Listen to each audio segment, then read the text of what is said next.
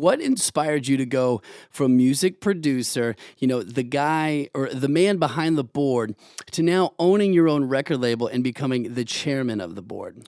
Yeah. So I probably biggest point of clarification here is I'm still producing and writing songs as normal. This is just an extension of what I was already doing to try to continue fostering the pop music community here in Nashville, which has been steadily growing for the last, I've been here 5 years now, and it's been growing, inch by inch every month that's been going by. There's more artists that are coming to town. There's more artists that are leaving LA, that are leaving New York and being like, I need to plant some roots somewhere. So as I've started encountering more people that have come from elsewhere here and artists that are straight up moving to town now because they want to work in pop and Nashville's a choice, it's been really cool to see that grow from my perspective as a producer and songwriter.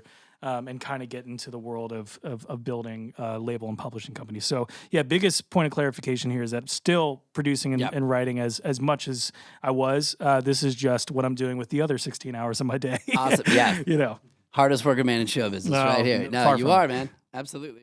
Look, when starting any type of business, you have to overcome a lot of fear, right? Especially a new venture.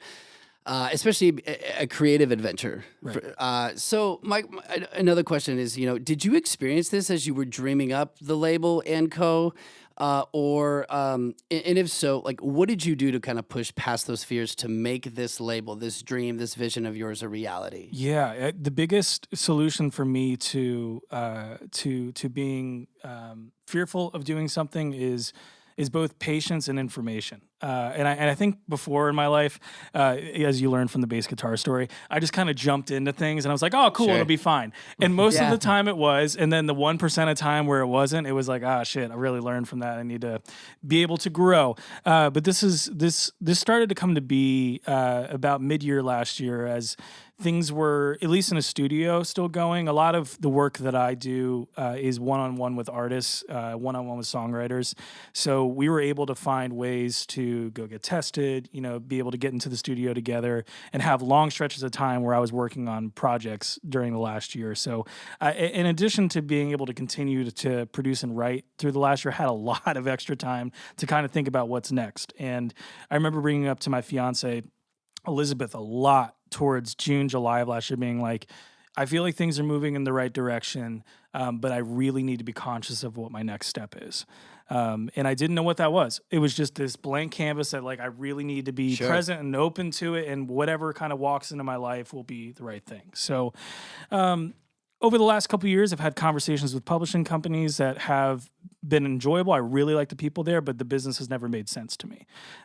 And I found that I couldn't find a home. And so I continued, pushing down the path of doing pop music in Nashville, which up until the last year was something where it's like, oh, cool, but you also make country, right? Like you do that, you get by doing that sort of thing. And the case was, it wasn't. I was building my entire discography off of artists that were doing pop music. And I think it was hard for people to believe. So continuing to preach the message of that was something that was not necessarily easy to people that have been so institutionalized into the way that Nashville works. And so having conversations with companies being like, no, I really believe in pop music. I really believe in the artists that I'm working with, and them being like, yeah, but you'll also do this other stuff. And it's always been a hard no. Yeah. Because and a large part of why Anco has developed has really just been the viewpoint of what does Nashville look like 10 years from now? And if it's anything like the trend of the last few years has been, it's just continually moving in this direction of whether it's pop or whether it's genreless, like there's just so many areas of music that continue to expand. So long story short, I'm sitting there trying to figure out what's next and thinking about it. And towards the end of last year, I brought on an admin company for my publishing to just take things over, make sure things are being cared for. I begin to start having conversations with them. They're like, hey, if you ever want to sign some writers, like this is something that we could take on, we would have capacity for. And I was like, never thought about that. Yeah. And I was like, that's a vision down the road, but not right now. And I continued to simmer on it some more. And I was like, wait a second. I could do this. There's writers that I love working with. There's artists that I love working with that I think I could really put into it's sort of an incubator sort of situation where there's a couple artists from Clemson, South Carolina that I worked with a couple years ago. They came to Nashville for a little internship per se, a couple summers ago. They were still deep in college, starting to make some songs, and they would come into the studio a few times a week and show me what they were working on. I'd give some feedback, give some thoughts. We'd write some songs, and it was really cool to see them go from being guys that were making music in their dorm rooms to they signed a deal with The Orchard 2 months ago, which is awesome for them. It's just killer. It's changing their lives. They're graduating school and getting out into the world. Not saying that's all due to me, but I really enjoyed being part of the process of helping them refine what they were working on. So it started to come into view that I really enjoy playing the role of being a mentor and seeing what others don't. I love betting on people. I love betting on creative people because you can really see their trajectory just skyrocket when they have someone that's championing them and being, the voice of reason when something isn't great and just being like, hey, like, I think you can do better because I know you're capable of it.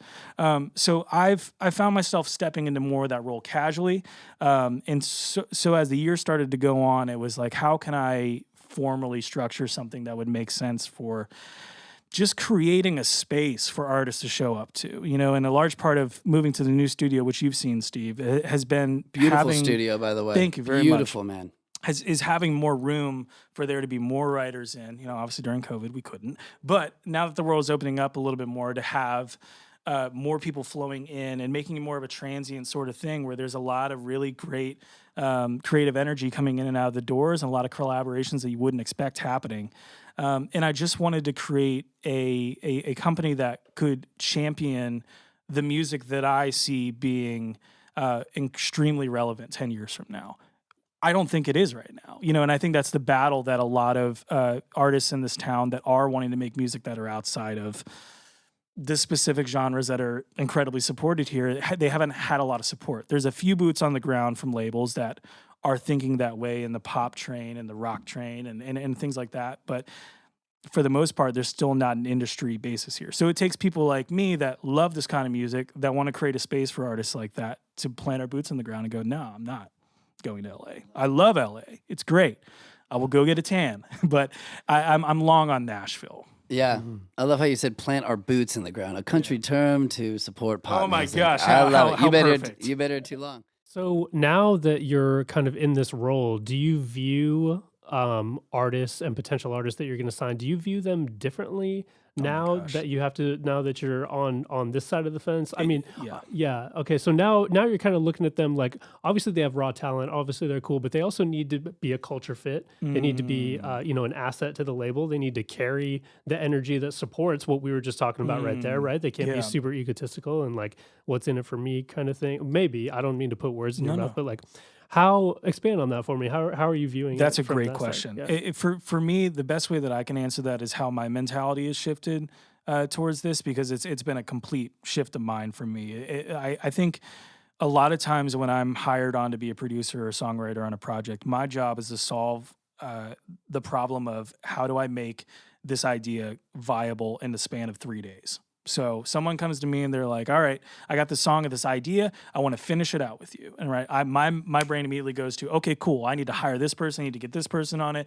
I need to record these tracks. I need to get this great vocal, all in the span of a very small amount of time. I mean, 3 days is typically my typical workflow for production, but there's times where someone flies in, I've got 6 hours. Wow. And I've got to finish it. You know what I mean? And we'll maybe exchange mix notes after for a couple days, but it's got to be quick because there's a release date and, whatever ends up being the case. That's not the case at all with people working in the label world. It is long scale. It's like, how do you take an artist that you believe in and get them to song 18? Nice. Right? So it's like, how do we tell the story of an artist growing from song 1 of you being a part of their role to song 18 and not having the expectation of song 18 on song 1 or 3 or 5 or 7. It's just like looking at how an artist can develop. How can we get the vocal better on the next one? How can we get the right musicians to be a part of it? How can we find the right songwriter to be a part of the growth of this artist and tell that story publicly to fans so that they can follow along on the journey too? I mean, my favorite artists, I love looking back on their discography and hearing the growth You know what I mean? Some of those records at the beginning that we thought were perfect when we were young, we see the artist grow down the line and we're like, whoa, like obviously like their skill is developed or these songs have gotten so much better. And we still love the first releases, but if you're so focused on the immediate result of something, you oftentimes will never arrive at what you want. Yeah. You know, and if my role as a producer is being called in to solve something quickly, my mind has always been racing in that format. So as soon as I started getting into the world of signing an artist and starting to figure out even songwriters, how I can develop them to be writing the songs that they want to write, it's a lot of encouragement. It's a lot of patience, but it's also knowing, okay, what's the right card to play on this next song? What do we need to focus on? What do we need to make better? What do we need to highlight that's already there and beautiful and just needs to be dusted off a little bit? Yeah. So it's going from a mindset of very short scale problem solving to belief over a long scale. And that's been the biggest shift for me mentally. And I would have never thought of that had I not started the business. God, that's beautiful, brother. Yeah, that's something I've been meditating on recently. So I love that you said that is, and what I'm referring to is not being results driven, but more focused on the process of becoming and evolving. Because if you're focused on the results, like you said, man, it's just, it's not going to work out probably because you're so preoccupied and disappointed and in a negativity cycle because that end result isn't happening fast enough. So if you drop, I mean, of course you have visions and goals and things like that, but the process, the daily habits and like the game of inches of just becoming is awesome, man. So I love that you said that. Yeah, man, that was a great question. I really enjoyed getting the answer to that. Yeah, dude. Thank you. So I kind of have a follow-up question to that too. Please. That's probably going to be a more like hyper practical business question. Yeah. So I'm curious about the financial side of like owning a record label, and if any of this is like diving too far into anything, just let me know. But so and you may not be here yet, but I'm sure you've thought about it. Do you have like initial investors for the label, or like how's like the upfront like funding happening? Do you have investors that maybe pay into an escrow fund, and once an artist is signed, that escrow can go towards tour support or recording costs, or like you know what's that type of so thing look like? As of the moment, I'm bootstrapping everything. Cool. Like really starting it from the ground up, and a lot of my role and where a large amount of the expense would come in for a label is on the production side of it. So I am playing the role of the producer onto the songs and the artists that I'm signing.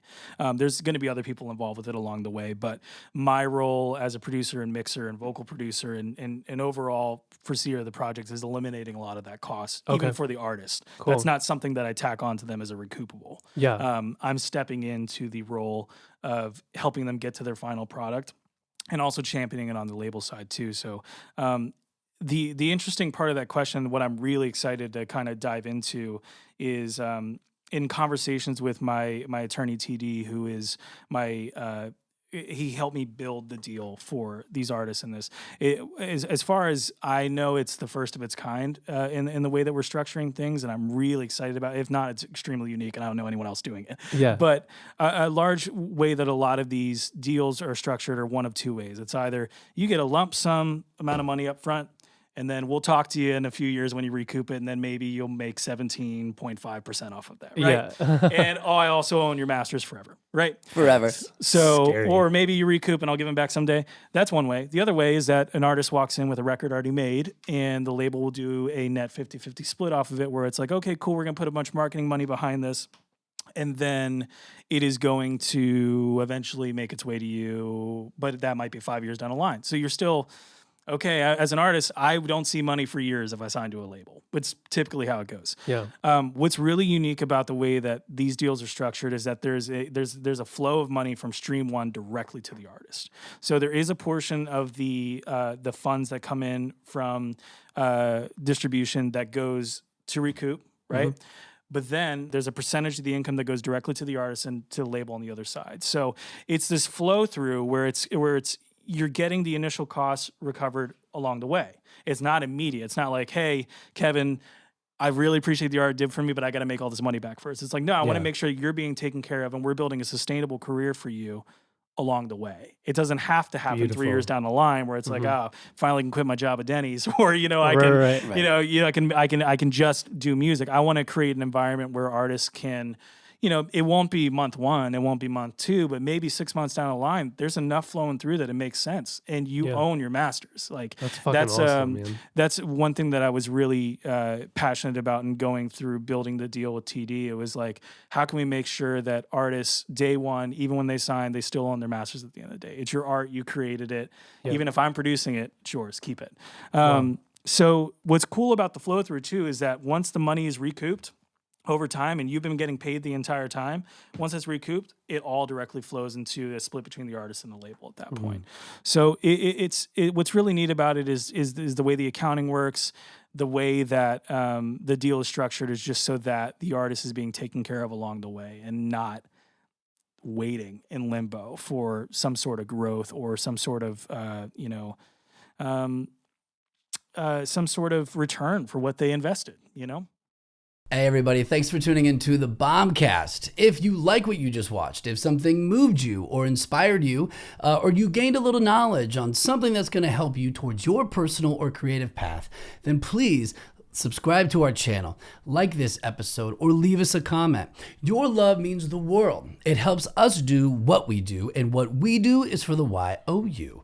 Also, to hear our full-length conversation with our very special guest, Phil Barnes, the owner of & Entertainment, producer, and also just a fabulous human being, y'all go to iTunes or Spotify and look up Bombers and Sleeves BOMBCAST. That's Bombers and Sleeves BOMBCAST. You'll find all of our episodes there. We guys hope you enjoy.